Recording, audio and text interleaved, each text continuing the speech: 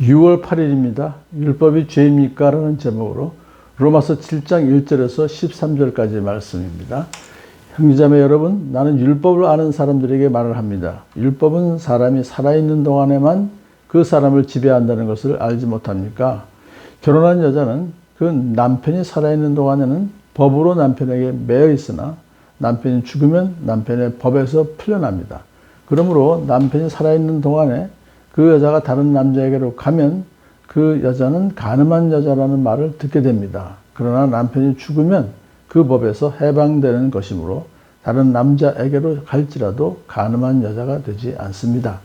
나의 형제자매 여러분, 그러므로 여러분도 그리스도의 몸으로 말미암아 율법에 대해서는 죽임을 당했습니다. 그래서 여러분은 다른 분, 곧 죽은 사람들 가운데서 살아나신 그분에게 속하게 되었습니다. 그것은 우리가 하나님을 위하여 열매를 맺게 하기 위함입니다. 이전에 우리가 육신을 따라 살 때는 율법으로 말미암아 일어나는 죄의 욕정이 우리 몸의 지체 안에서 작용해서 죽음에 이르는 열매를 맺었습니다. 그러나 지금은 우리를 올가매었던 것에 대하여 죽어서 율법에서 풀려났습니다. 그래서 우리는 문자의 얽매인 낡은 정신으로 하나님을 섬기지 않고 성령이 주시는 새 정신으로 하나님을 섬깁니다. 그러면 우리가 무엇이라고 말을 하겠습니까? 율법이 죄입니까? 그럴 수 없습니다. 그러나 율법에 비추어 보지 않았다면 나는 죄가 무엇인지 알지 못했을 것입니다. 율법에 탐내지 말아라 하지 않았다면 나는 탐심이 무엇인지를 알지 못했을 것입니다. 그러나 죄는 이 계명을 통하여 틈을 타서 내 속에서 온갖 탐욕을 일으켰습니다. 율법이 없으면 죄는 죽은 것입니다.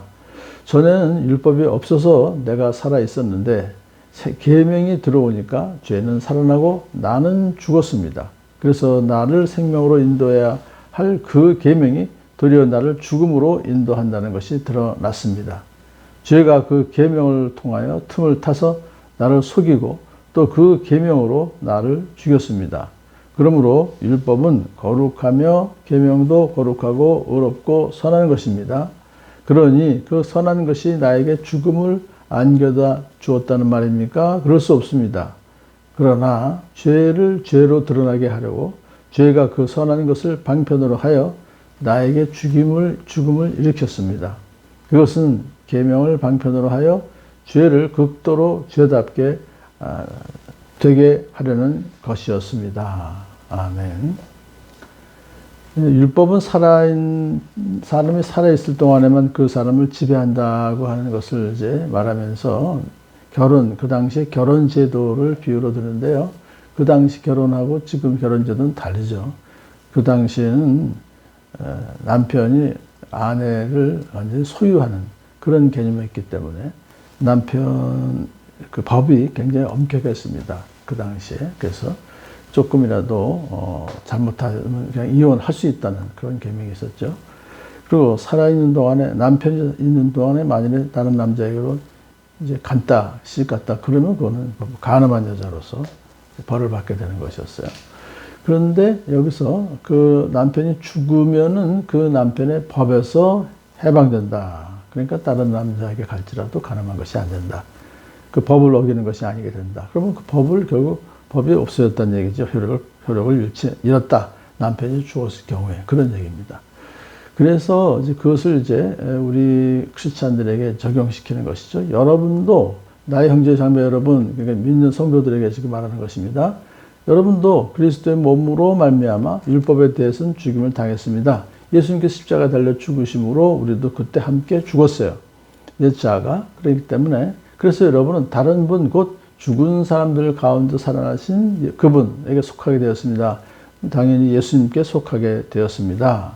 그런데 그렇게 된 것은 우리가 하나님을 위하여 열매를 맺게 하기 위함입니다. 그러니까 이제는 예수님 안에서 성령의 열매를 맺고 성령 충만하게 살아가면서 하나님을 섬기는 열매를 맺게 하기 위함입니다. 그래요. 그러면서 이제 과거 예수님 믿기 전에는 우리가 육신을 따라 살 때는 율법으로 말미암아 일어나는 죄의 욕정이 우리 몸의 지체 안에서 작용해서 죽음에 이르는 열매를 맺었습니다. 당연한 거죠. 과거 예수 믿기 전에는 모든 것이 죄뿐이었었고 그래서 결국은 죽음에 이르는 열매를 맺었지만, 그러나 지금은 예수님 믿고 난 후에는 우리를 올가매었던 것에 대해서 죽어서 십자가 달려 돌아가신 예수님 죽으실 때로도 함께 죽었단 말이죠. 그래서 옛자가 죽었기 때문에 그것은 결국 율법이 우리에게 아무 효력이 없게 되었다. 풀려나게 되었다.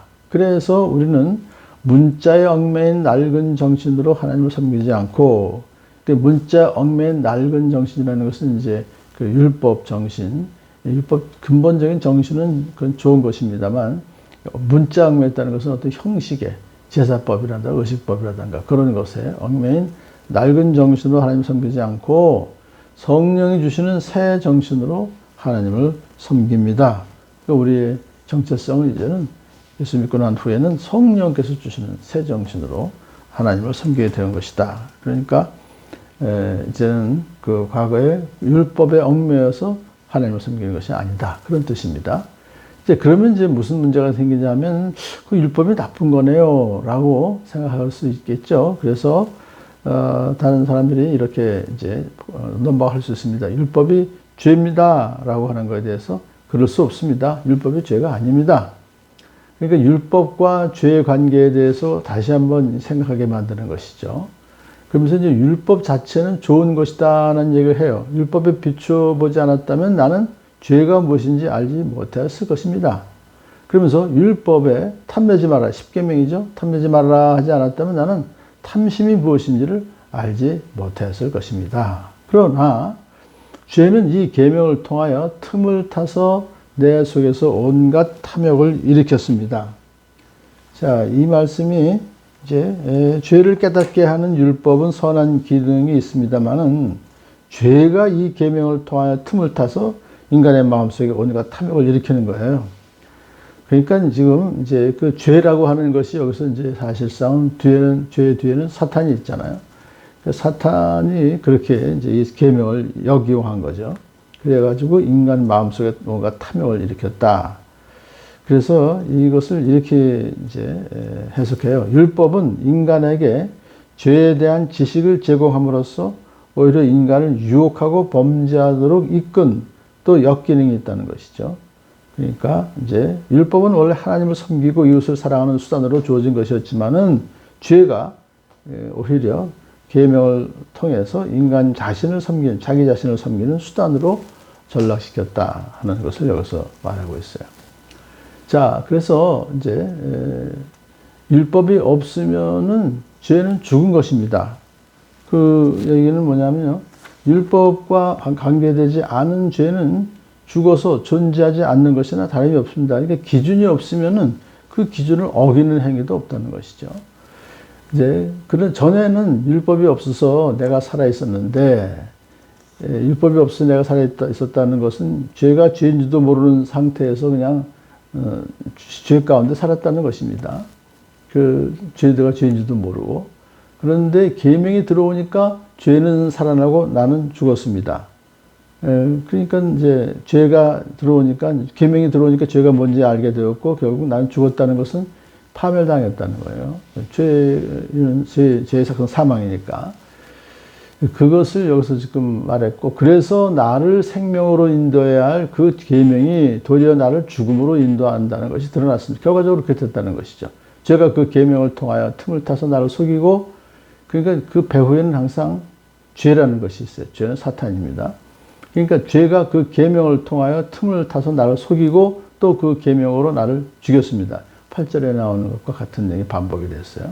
그러므로 율법은 거룩하며 계명도 거룩하고 의롭고 선한 것입니다. 율법 자체는 사실 거룩한 것이고 계명도 거룩한 것이고 의롭고 선한 것입니다.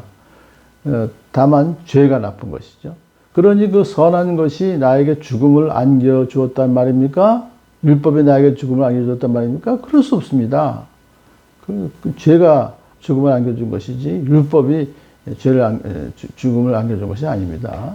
그러나 죄를 죄로 드러나게 하려고 죄가 그 선한 것을 방편으로 하여 나에게 죽음을 일으켰습니다. 결국 죄가 문제가 된다는 것이죠. 그것은 계명을 방편으로 하여 죄를 극도로 죄답게 되게 하려는 것이었습니다.